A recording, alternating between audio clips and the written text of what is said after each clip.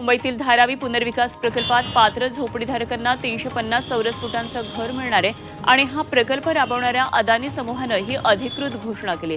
स्वतंत्र स्वयंपाकघर आणि शौचालय असणारी ही घरं असतील, मात्र धारावीकर 400 ते 500 चौरस फूट घरासाठी आग्रही आहे।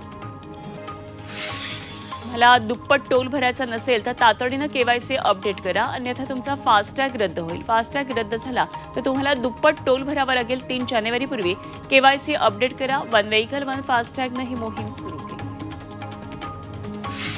हिंगोली सोयाबीन आणि कापसाला चांगला भाव देण्याच्या मागणीसाठी शेतकऱ्यांनी बैलगाडी मोर्चा काढला। पीक विम्याची मागणी यावेळी करण्यात आली। मोठ्या संख्येनं शेतकरी बैलगाडी मोर्चामध्ये सहभागी झाले। पुढच्या 2 दिवसांमध्ये मुंबई पुन्हा गारठणारे, वाऱ्याचा वेग वाढून मुंबईचं तापमान 15 ते 18 अंशांपर्यंत खाली येईल असा अंदाज हवामान विभागात वर्तवला।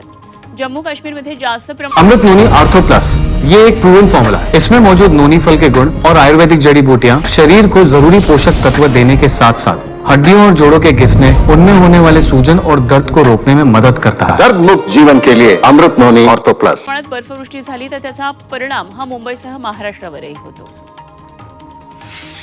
अमेरिकेत जोरदार बर्फवृष्टी सुरू आहे। रस्ते, घरं, मैदानांवर बर्फाचा थर निर्माण झालाय।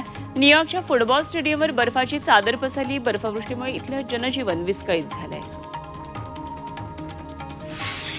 केंद्रीय मंत्री रावसाहेब दानवे यांचा पालघर दौरा आता चांगलाच चर्चेत आलाय। डहाणूतल्या नरेशवाडी इथे ते शासकीय कार्यक्रमाला गेले।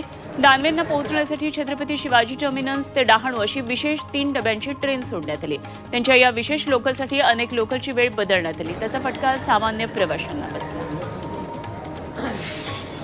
नाशिकमध्ये आदिवासी जनजाती न्याय महाअभियान कार्यक्रम पार पडला। इगतपुरी तालुक्यातल्या काही आदिवासी कुटुंब यामध्ये सहभागी झाले।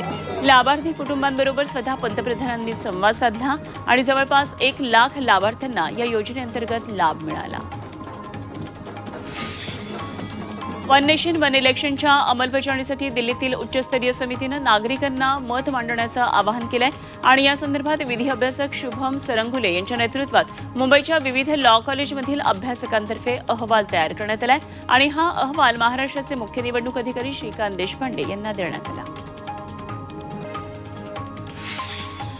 गडचिरोलीच्या भामरागड तालुक्यातल्या गर्देवाडीत पोलिसांनी अवघ्या 24 तासात पोलीस ठाणं उभारलं। गडचिरोली पोलीस दलानं गेल्या काही महिन्यांमध्ये अशा पद्धतीनं उभारलेलं हे 4थं पोलीस ठाणे आहे। नक्षल संवेदनशील आणि मागास भागात पोलीस ठाण्याच्या निर्मितीमुळे नक्षलींवर थेट नजर ठेवता येणार आहे।